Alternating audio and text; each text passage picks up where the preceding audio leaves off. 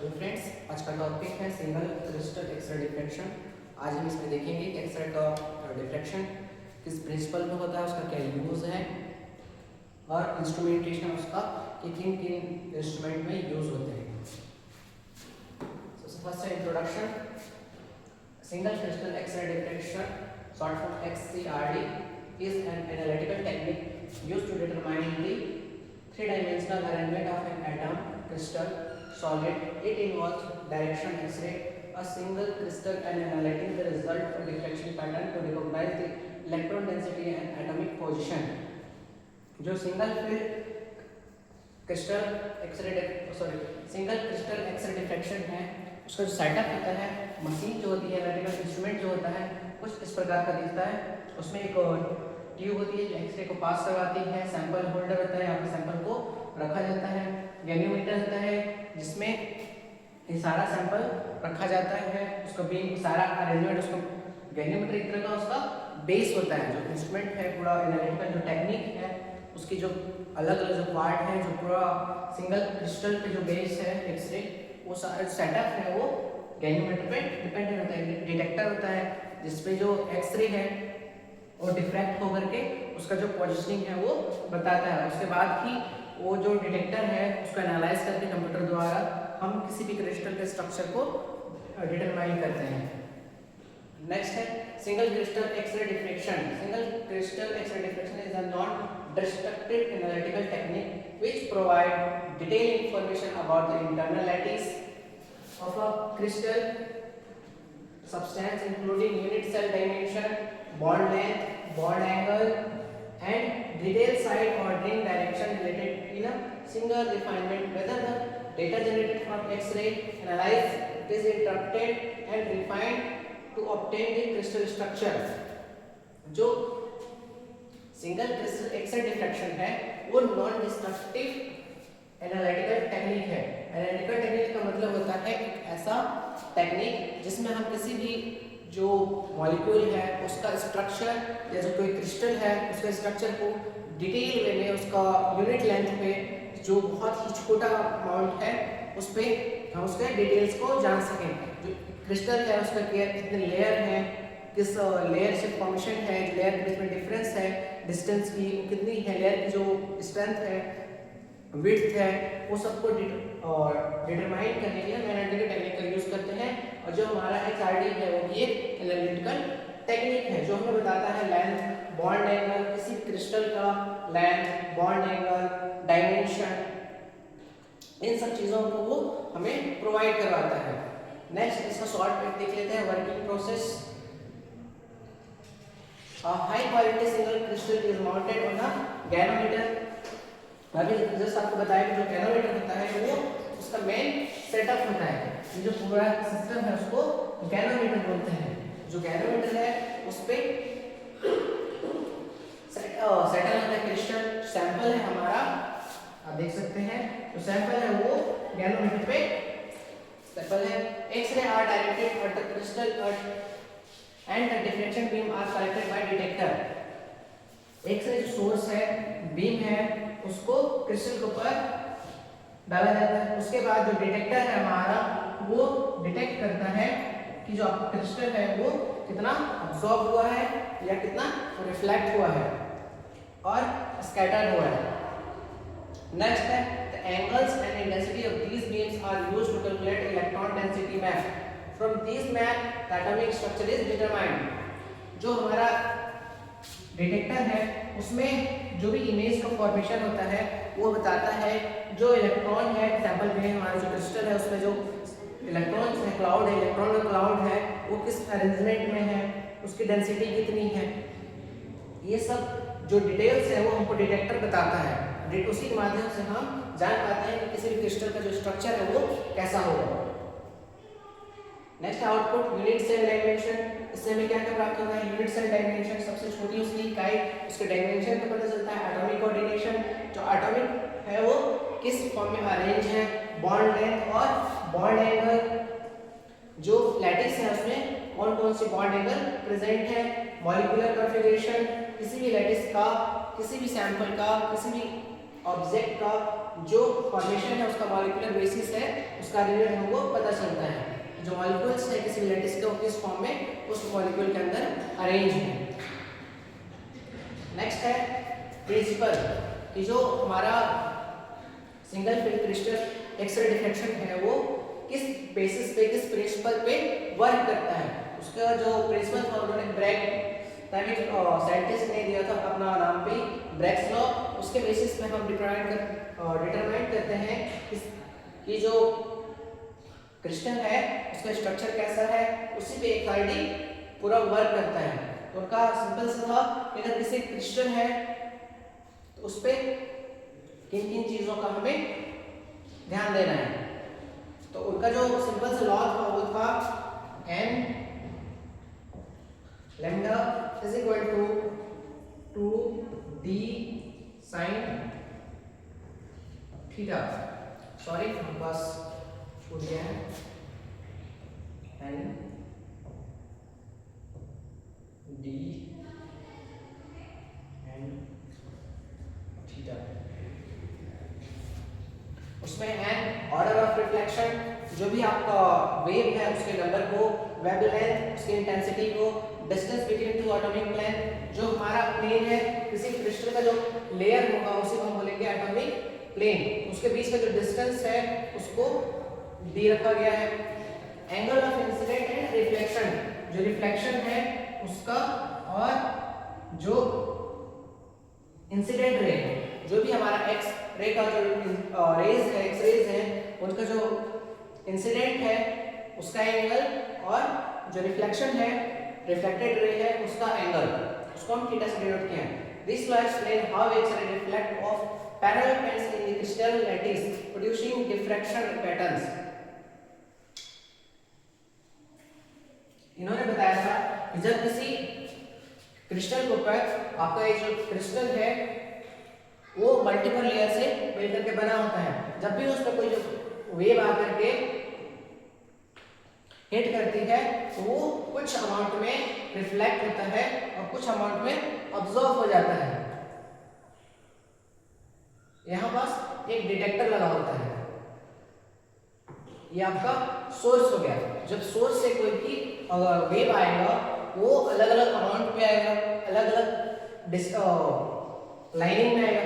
जो फर्स्ट होगा उसके और जो सेकंड रेज होगा उसके बीच में जो टाइमिंग होगी और उस टाइम जो डिस्टेंस कवर किया जाएगा उसी को बोला जाएगा कि दो लैटिस के बीच का डिस्टेंस है। मतलब यहाँ से यहाँ का डिस्टेंस और यहाँ से यहाँ का जो डिस्टेंस है वो दोनों पर हम प्लस कर देंगे, हमें d का डिफरेंस मिल जाएगा। मतलब इस पॉइंट से इस पॉइंट तक अगर हम इसको a मान लें, इसको b मान लें और इसको c, जो d की जो वैल्यू है वो d इक्वल टू हो जाएगा BC प्लस AB। तो जो दो लैटिस का लेयर है उसके बीच का जो डिस्टेंस है वो BC प्लस AB हो जाएगा। यहाँ से जो एक्स्ट्रा पाथ कवर करेगा, जो सेकंड हमारा जो वेव है वो जो एक्स्ट्रा पाथ कवर करेगा उसके इक्वल होगा जो दोनों के बीच का जो डिस्टेंस है वो।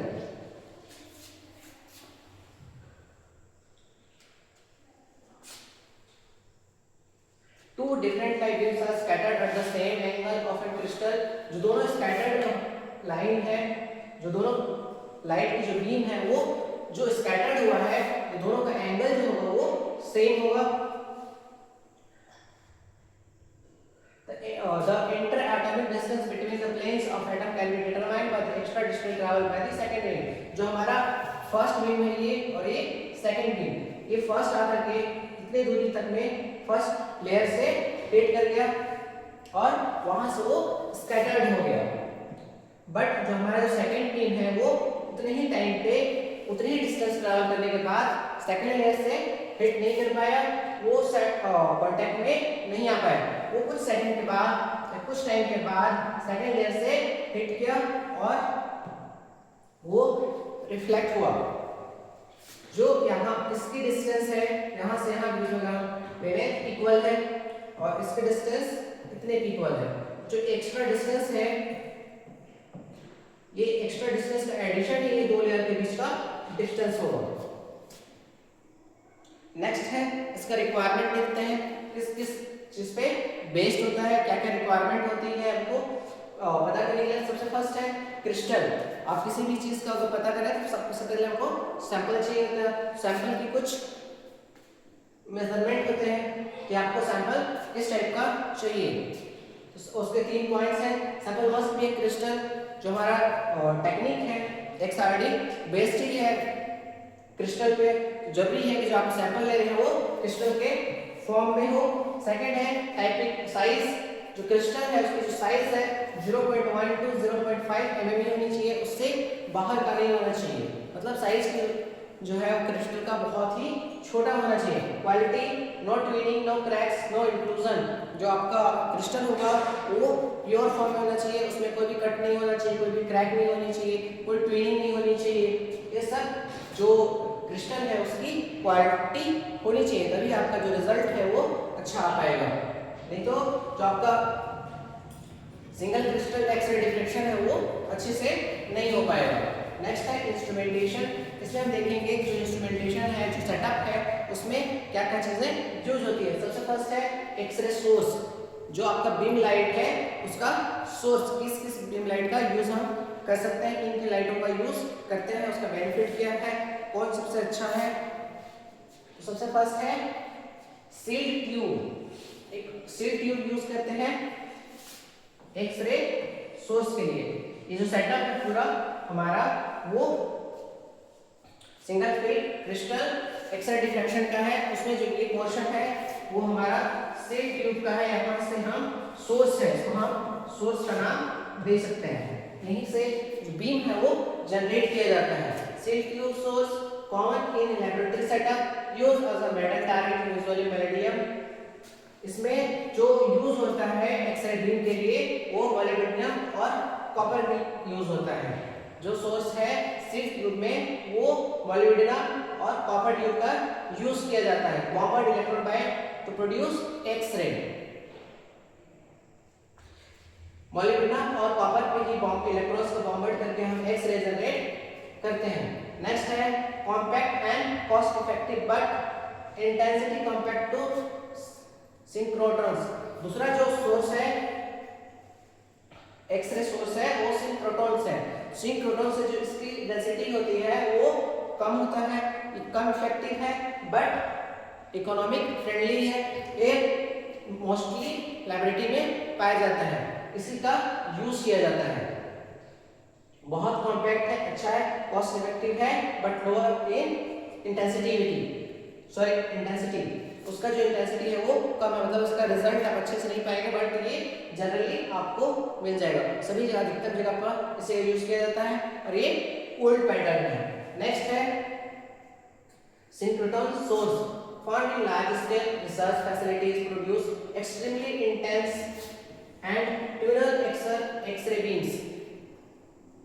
ऐसा एक्सरे बीम जो आपके अकॉर्डिंग ट्यून किया जा सके, उसकी इंटेंसिटी को घटाया या बढ़ाया जा सके, ऐसी फैसिलिटी को प्रोवाइड करता है सिंक्रोट्रॉन सोर्स।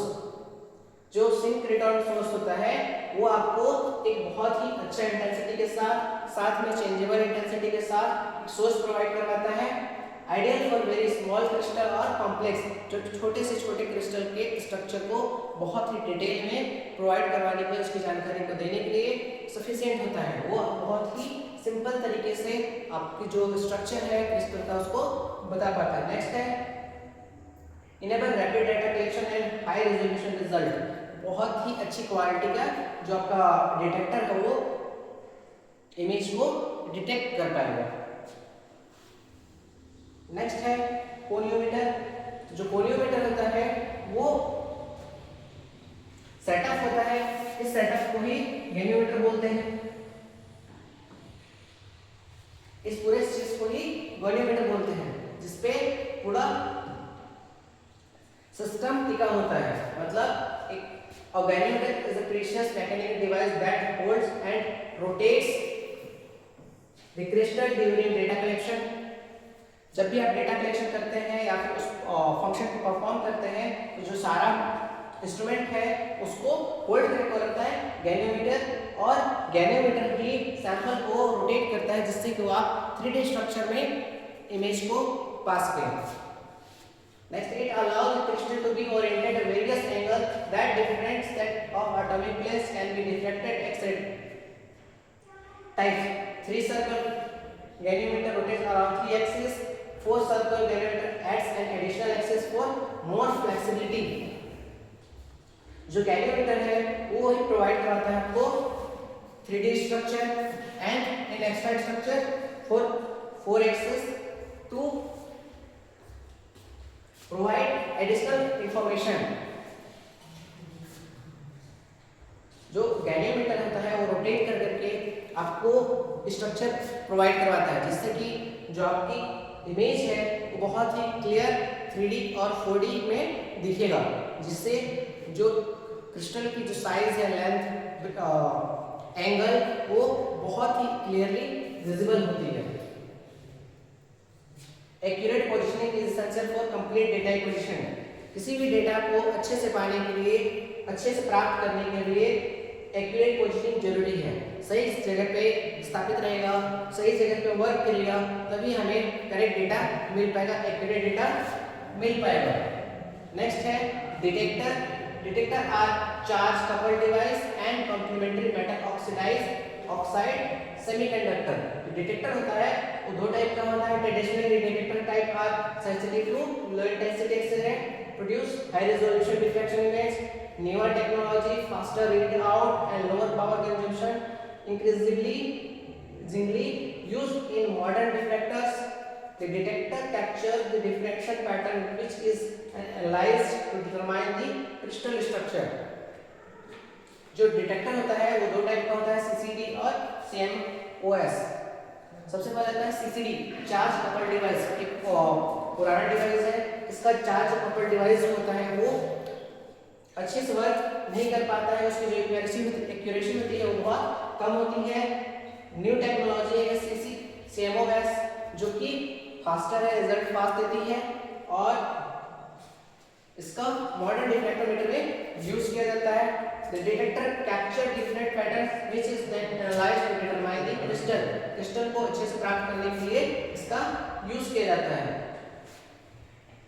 नेक्स्ट है क्रायोस्ट्रीम। क्रायोस्ट्रीम एक कंट्रोल टेम्परेचर डिवाइस है। क्रायोस्ट्रीम जो है वो क्रिस्टल का आपका सैंपल के टेम्परेचर को बैलेंस करके रखता है। उस पे नाइट्रोजन गैस जो होता है उसको क्रिस्टल।